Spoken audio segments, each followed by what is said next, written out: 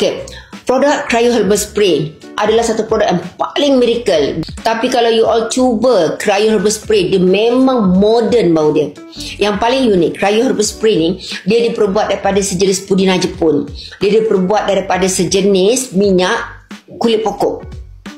Best gila, tapi sejuk. Sejuk. Kalau orang gaut kan, tiba-tiba kan sakit mencengkam tu kan, kurang dia punya gaut. Gigi terus kurang, spray kat luar. Kena gigit lipan, kena gigit lebah, you spray.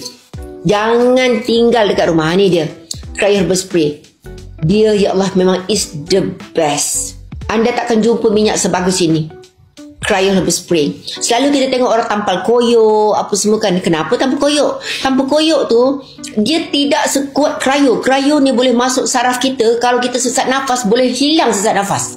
Kalau kita batuk berpanjangan, hilang. Kurang rasa batuk, nak bertokok-kokol batuk tu kan. Lagi satu kan, orang selalu migraine. Bila migraine, kenapa? Kurang oksigen masuk ke otak. Dalam darah kita penuh dengan toksin.